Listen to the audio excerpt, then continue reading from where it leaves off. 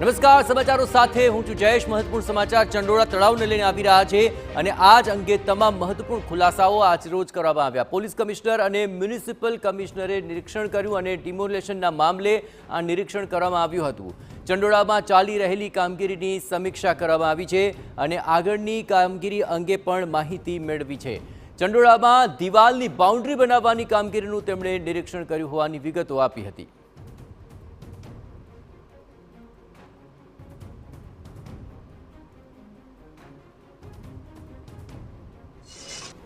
એમાં 190 ચંડોલાથી પછી ચંડોલાથી 6 લોકો ભાગી ગયા અને 16થી પકડ્યા છે અને 2 ઓઢવથી એટલે 198 અને માર્ચ में 12 એટલે ચંડોલા તલાવ એરિયામાંથી કુલ 210 બાંગ્લાદેશીઓ આપણે આ પકડ્યા છે ઝુંબેશમાં। અને આથી પહેલાં જે ઝુંબેશ બહુ મોટા પાયે ચલાવી હતી એ 2009માં ચલાવી હતી જ્યારે હું સ્પેશિયલ બ્રાન્ચમાં હતા ત્યારે પણ અહીંયા લગભગ 1800 જે લોકો રહેતા હતા એ 329 ડ્વેલિંગ્સમાં મેં રેકોર્ડ જોયા તો એ ત્યારે પણ ડિમોલિશ કર્યા અને ત્યારે પણ 95 ચંડોલામાંથી બાંગ્લાદેશીઓ 2009માં પકડ્યા હતા।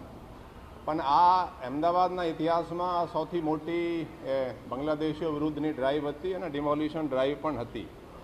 એમાં અમુક જે જાણીતા અને બહુ નામચીન લલ્લુ બિહારી અલિયાસ મોહમ્મદ પઠાન એના તમે પણ જોયા હશે જેના એના મોટા બંગલા જેવા ફાર્મ હાઉસ બનાવેલા હતા।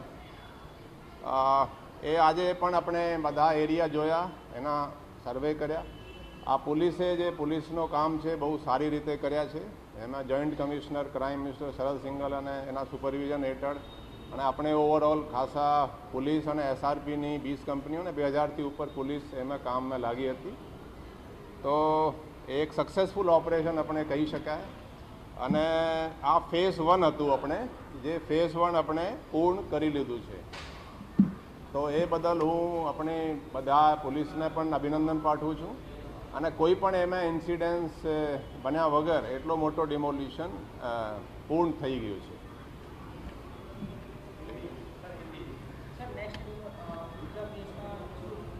આ બીજા ફેઝનો અત્યારે બધી ચર્ચા વિચારણા કોર્પોરેશન તરફથી જે ડિસિઝન આવશે આપણો કામ કાયદો અને વ્યવસ્થા જાળવવાનું છે।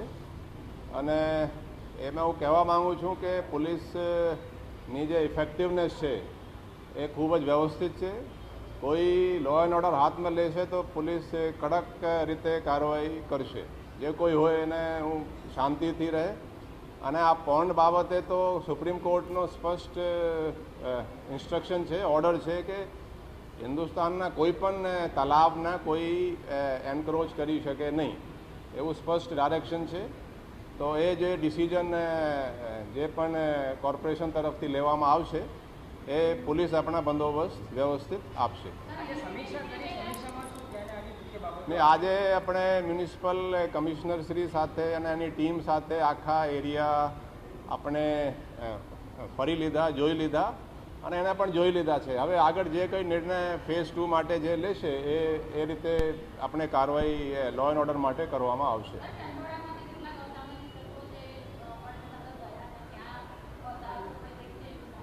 देखो चंडोलाમાં એવું છે કે પહેલાં પણ જે મેં કીધું કે 95 બાંગ્લાદેશીઓ 2009માંથી પકડ્યા હતા। ખાસા ડિમોલિશન થયા।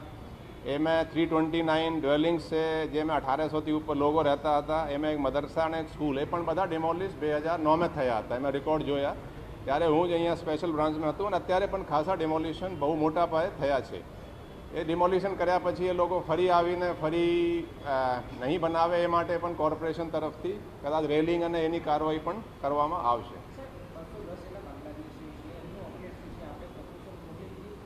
આ જે બાંગ્લાદેશીઓ જે પકડવામાં આવે છે એનો એક પ્રોસિજર હોય છે। એમાં જુદી જુદી ઇન્ટેલિજન્સ એજન્સીઝ જેમાં સેન્ટ્રલ ઇન્ટેલિજન્સની એજન્સી આપણી IV છે, RAW છે, બીજા આર્મીની ઇન્ટેલિજન્સ છે, એરફોર્સ, નેવી, ઇન્કમ ટેક્સની ઇન્ટેલિજન્સ છે, ઘણી બધી ઇન્ટેલિજન્સ એજન્સીઓ એ લોકોને ઇન્ટેરોગેટ કરે છે। પછી ઇન્ટેરોગેશન પછી આપણે અહીંયા ગુજરાત સરકારને પ્રપોઝલ મોકલીએ, ફરી દિલ્હી મોકલીએ, ફરી ડિપોર્ટેશનની કાર્યવાહીનો ઓર્ડર ત્યાંથી થાય છે। તો પોલીસ કમિશનરે આ આખી કામગીરીને લઈને મહત્વપૂર્ણ જાણકારી આપી કે ફેઝ 1નું કામ પૂર્ણ થઈ ચૂક્યું છે, હવે ફેઝ 2નું કામ હાથ ધરાશે અને ચંડોળા તળાવ ડિમોલેશનના મામલે તેમણે જાતે આ સમગ્ર મામલે સમીક્ષા કર્યા બાદ કાર્યવાહી અંગે જાણકારી આપી. જેમ માનનીય પોલીસ કમિશનર સાહેબે કહ્યું અને અગાઉ પણ આપણે કહી ચૂક્યા છીએ કે વોટર બોડીની અંદર દબાણ પરમિટેડ નથી. વોટર બોડીનો જેટલો પણ એરિયા હોય એ એરિયાની અંદર જે પણ માણસોએ ગેરકાયદેસર દબાણ કર્યા હોય એને દૂર કરવાનો કોર્પોરેશનની ફરજ પણ છે અને એ પ્રમાણે કોર્પોરેશન તબક્કાવાર આયોજન કરીને કામગીરી કરાય. જ્યારે આવા મોટા પ્રકારનું આયોજન હોય ત્યારે એમાં ઘણા બધા પાસાઓના વિચારણા કરી અને ઉચ્ચ કક્ષાએથી નિર્ણય લેવામાં આવતા હોય છે. એટલે જ્યારે પણ આ બધું નક્કી થાય ત્યારે અમારા ત્યાંથી એ કક્ષાથી પોલીસના તંત્ર અને મહેસૂલી તંત્ર સાથે કાર્યવાહી કરવામાં આવશે. તો આ કામગીરી એ કોર્પોરેશન આગામી સમયની અંદર સંપન્ન કરશે. ફેઝ 1નું કામ અત્યારે પૂર્ણ થયું હોવાનું પણ ડેપ્યુટી મ્યુનિસિપલ કમિશનરે જણાવ્યું. પોલીસ અને મહેસૂલ વિભાગ સાથે સંકલન સાધીને કામગીરી કરાઈ હોવાની પણ તેમણે જાણકારી આપી. એટલું જ નહીં, વોટર બોડી પર જે દબાણ છે તે ગેરકાયદે હોવાનું પણ તેમણે સ્પષ્ટ કર્યું.